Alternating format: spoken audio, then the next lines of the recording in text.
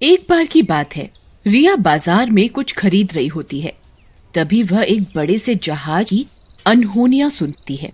अरे भाई चमन, तुम्हें पता है वो समुद्री जहाज के बारे में?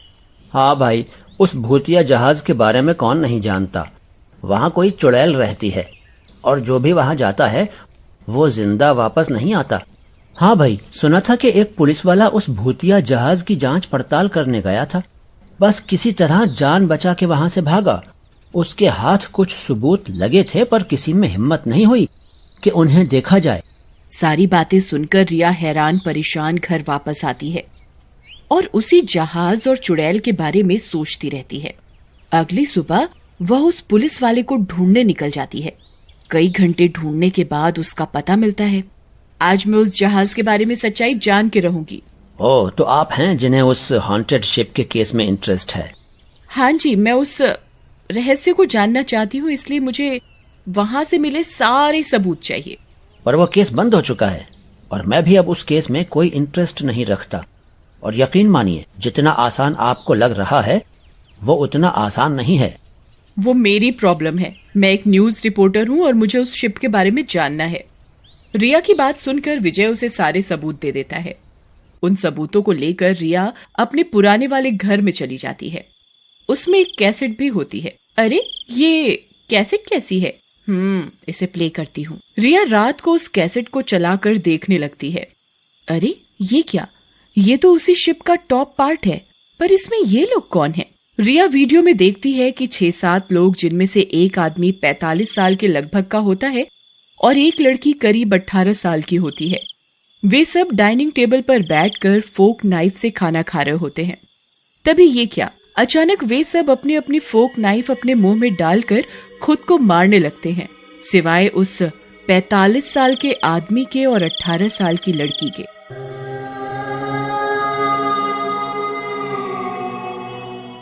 रिया बहुत डर जाती है।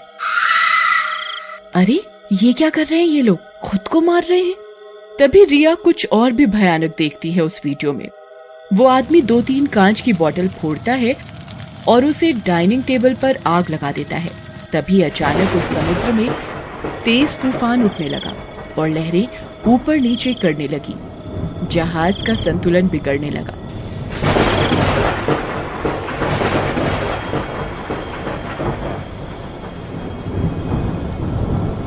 अरे, ये कैसे हो सकता है? अचानक इन लोगों ने खुद को ही मार लिया और ये तूफान कैसे?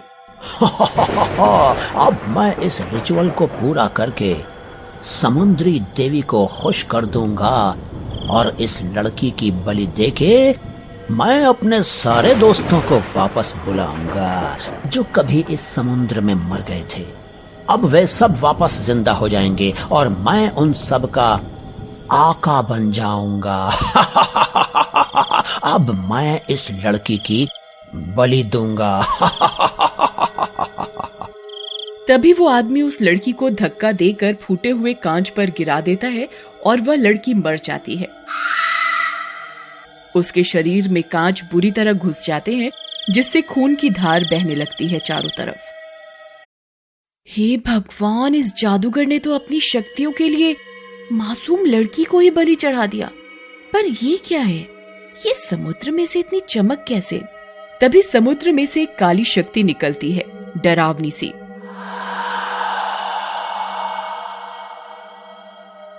ए आदमी, तूने मेरी रस्म तोड़ी है। यहाँ बलि देते समय नाबालिग लड़की होनी चाहिए, पर वो लड़की 18 साल की थी। तूने इतनी बड़ी गलती करके अपनी मौत बुलाई है।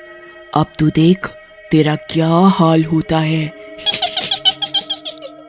माफ कर दो, मुझे माफ कर दो, मुझसे गलती हो गई, मुझे जाने दो। जादूगर भागने की कोशिश करता है, पर समुद्री काली शक्ति अपना हाथ आगे बढ़ाती है।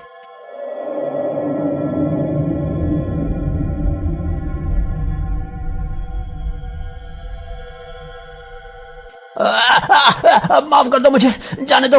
मुझे कोई शक्ति नहीं चाहिए, मुझे किसी का आका नहीं बनना। मुझे किसी का आका नहीं बनना। नहीं, अब तेरी जान मैं निकाल कर रहूंगी। और जादूगर के शरीर से उसकी आत्मा बाहर निकलने लगती है और समुद्री शक्ति उस जादूगर की आत्मा निकालकर अपने साथ समुद्र में ले जाती है।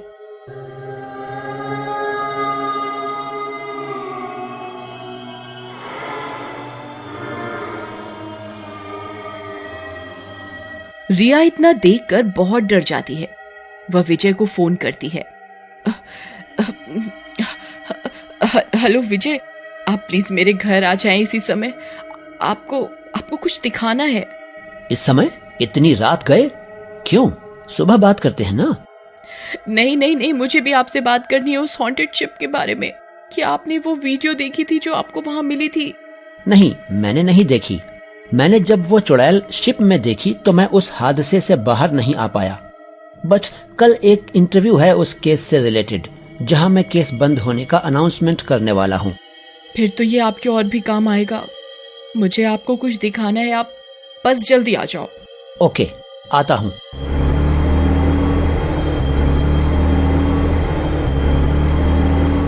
विजय कुछ ही देर में उनके घर पहुंच जाता है और रिया को फोन लगाता है। हाँ रिया, दरवाजा खोलो, मैं बाहर हूँ। रिया दरवाजा खोलती है और दोनों जल्दी से वीडियो देखने बैठ जाते हैं। हाँ रिया, अब बताओ। देखो, इसमें जो लड़की मरी है वही चुड़ैल अब जहाज में रहती है, क्योंकि उसकी मौत एक रस्म की बलि देने के कारण की गई थी। अब जिस तरह उसकी मौत हुई, वो नहीं चाहती कि कोई भी उस जहाज में जाए और उनके बारे में कुछ भी इंफॉर्मेशन लीक करे बाहर। वो अपने आप को एक रहस्य ही रखना चाहती है और जो भी उस जहाज में जाता है उसे वापस जिंदा नहीं आने देती। अच्छा, तो ये बात है। जरा उस लड़की की फोटो दिखाओ। रिया उस वीडियो में उस लड़की की फोटो दिखाती है। एकदम से विजय को उस चुड़ैल का चेहरा याद आता है जिसे उसने उस जहाज में देखा था। वे दोनों देख ही रहे होते हैं कि ये क्या। अचानक से वीडियो के बीच वही चुड़ैल मॉनिटर के एकदम आगे आ जाती है। रिया और विजय एकदम से पीछे होते हैं।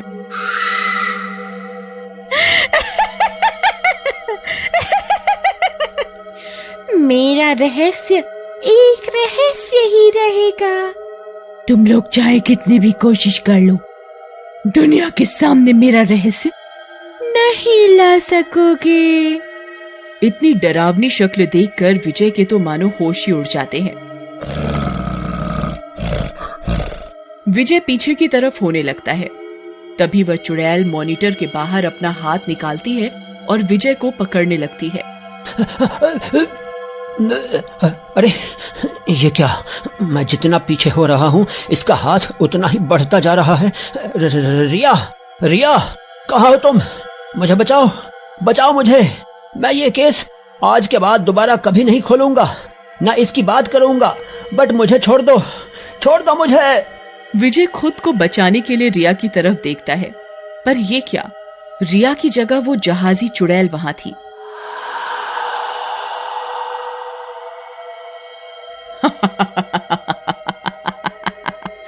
जहाज से तो तेरी किस्मत तुझे मुझसे बचा लाई, पर अब कौन बचाएगा? तुम तो वहां टीवी के अंदर थी। हाँ, मैं। विजय फिर जैसे ही मॉनिटर की तरफ देखता है तो वो चुड़ैल उसे अब भी वहीं से घूर रही होती है और विजय को भी मॉनिटर के अंदर खींच लेती है।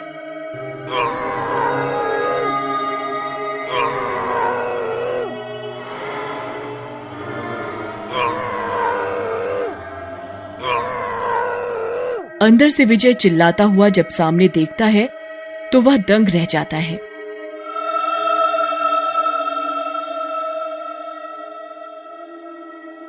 रिया वहीं बाहर बैठी होती है, पर उसकी आंखों में से काला धुआं जैसा निकल रहा होता है और वो विजय की मौत का खेल देखकर हल्की मुस्कुराहट के साथ उसे बाय करती है। आज भी कोई नहीं जानता कि वो रिपोर्टर रिया कहां गायब हो गई और वो कैसेट अगले दिन सड़क पर पड़ी मिली। अब पता नहीं अगली बार ये मौत का खेल किसके साथ खेला जाए।